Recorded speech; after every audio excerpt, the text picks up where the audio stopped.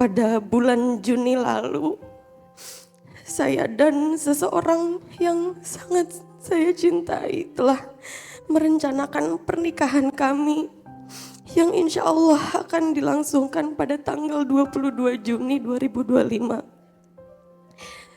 Segala persiapan telah kami upayakan bersama, penuh harap dan cinta. Namun takdir Allah berkata lain, Ustaz. Beberapa jam sebelum akad berlangsung, ia lebih dulu pergi dipanggil menghadapnya. Sejak saat itu, saya masih kerap merasa sulit percaya bahwa semuanya telah terjadi. Terkadang air mata juga masih sering mengalir tanpa bisa saya tahan. Namun saya berusaha untuk meyakini bahwa semua ini bagian dari takdir Allah yang paling baik. Ustadz, dengan penuh harap izinkan saya bertanya, apakah setiap doa, rindu, dan tangisan yang saya panjatkan akan sampai kepada almarhum? Apakah perasaan rindu dan sedih ini akan mempengaruhi ketenangan almarhum di sana? Dan apabila suatu hari nanti Allah mempertemukan saya kembali dengan seorang yang ingin membersamai, apakah saya masih layak untuk dicintai, Ustadz? Meski membawa kisah kehilangan yang begitu dalam. Ini pertama kali saya memberanikan diri keluar rumah untuk bepergian jauh setelah kejadian kemarin. Saya merasa sangat terpuruk, tapi saya ingin bangkit, Ustadz, dengan cara yang Allah ridai, sambil mendoakan almarhum agar ditempatkan di tempat terbaik di sisi Allah. Mohon doa dan nasihatnya, Ustadz. Semoga Allah menguatkan hati saya dan menerima almarhum dengan sebaik-baiknya tempat yang penuh cahaya dan rahmat. Terima kasih. Wassalamualaikum warahmatullahi wabarakatuh.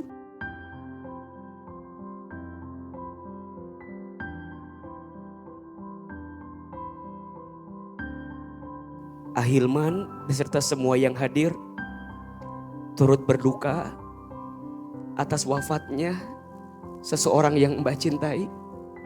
Tolong aminkan sama-sama. Mudah-mudahan almarhum Allah terima iman Islamnya. Mudah-mudahan almarhum Allah ampuni dosa-dosanya. Mudah-mudahan almarhum Allah tempatkan di surga terbaiknya. Dan semoga kuburannya almarhum Allah jadikan raudhah min riyadil jannah. Amin ya rabbal alamin. Ada 3 hal yang ingin coba Ahilman sampaikan dari isi perasaan Mbak yang tadi disampaikan kepada kami. Yang pertama, hidup dan mati itu ketentuan Allah. Kematian itu kepastian. Mau tidak mau, suka tidak suka, pasti kita akan bertemu dengan yang namanya kematian. Kullu nafsin dha'iqatul maut. Yang bernafas, yang berjiwa pasti akan bertemu dengan kematian. Gak bisa dimundurkan, gak bisa dimajukan. Kalau Allah yang sudah punya ketentuan, maka tak bisa dielakkan. Maka untuk semua yang barangkali sedang merasakan sedih karena ditinggal pergi oleh orang yang dicintai, belajar ridho. Maka Mbak sayang sama seseorang itu, tapi Allah juga sayang sama seseorang itu. Kira-kira lebih sayang siapa? Kita atau Allah? Allah. Saya sayang sama orang tua saya, dan Allah juga sayang sama orang tua saya. Siapa yang lebih sayang? Allah. Maka untuk yang telah pergi, ikhlaskan. ridho dengan ketentuan, yakinlah Allah bukan tidak mencintaimu. Justru Allah mencintaimu. Bahkan Allah mencintai seseorang itu lebih besar daripada cintamu. Yang kedua, apa yang harus aku lakukan setelah orang yang aku cintai itu pergi meninggalkanku? Apakah doaku akan sampai? Masya Allah. Sampai Teteh. Ada 4 yang dirindukan oleh seseorang yang telah kembali dari kita yang masih hidup. Ada berapa? Ada 4. 1, doa. Doa kita yang masih hidup, yang kita kirimkan kepada orang yang telah wafat, sampai doanya. Bahkan kalau kita soleh, lebih cepat doa itu sampai. Disebutkan dalam hadis riwayat Ahmad, ada seseorang yang ketika di alam kubur, dia terkaget-kaget. Kenapa? Karena siksa kubur yang dia rasakan berkurang. Siksa kubur yang dia rasakan bahkan hilang. Dia bertanya, ya Rabb, ya Allah, kenapa malam ini siksa kuburku terasa lebih ringan dibanding kemarin? Apa kata Allah? Wahai hambaku, siksa kuburku ringan. Kenapa? Karena malam ini aku melihat ada orang yang ada di dunia mendoakanmu dengan doa yang tulus dan ikhlas. Sehingga doa itu meringankan siksa kuburmu.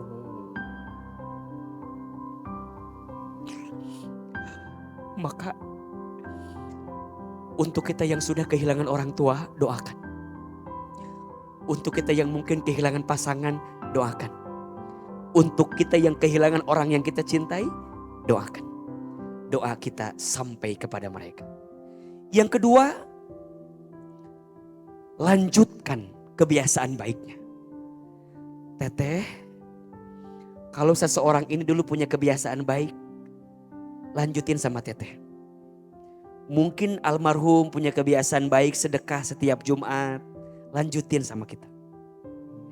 Mungkin almarhum punya kebiasaan berbuat baik, lanjutkan kebaikan itu. Kebaikan yang dilanjutkan oleh kita membahagiakan orang yang telah kembali kepada Allah. 3, sambungkan silaturahmi dengan kerabat dari orang yang telah wafat. Teteh, almarhum masih punya orang tua, masih ada saudara. Kalau beliau sudah tinggal menghitung hari untuk menikah, berarti hubungannya sudah sangat dekat. Masih boleh disambungkan silaturahmi dengan orang tuanya. Say hi, titip salam, telepon. Maka seseorang itu akan sangat bahagia. Dan yang keempat, sedekahkan atas nama orang yang telah wafat. Maka sedekah itu akan melapangkan alam kuburnya. Maka Teteh sayang, percayalah doa Teteh akan sampai. Bahkan hari ini Teteh beruntung didoakan oleh kita semua, betul? 1.500 yang hadir di Aston hari ini mendoakan almarhum. Semoga doa-doa kita Allah kabulkan. Dan yang ketiga, pesan dari AA, Ahilman, apakah setelah ini kalau saya bertemu dengan orang lain yang bisa menggantikannya seperti apa? Jawabannya, kalau saya pesannya jangan terlalu cepat memaksa orang baru hadir di hati kita sebelum kita bisa berdamai dengan apa yang terjadi dengan kita. Setuju? Teteh mungkin tidak mudah untuk bisa melewatinya. Kalaupun nanti ada orang baru, pasti di hati masih ada nama dia. Pelan-pelan aja dulu. Pelan-pelan sampai Teteh merasa yakin bahwa orang ini adalah orang yang bisa mengisi hati untuk Teteh selanjutnya.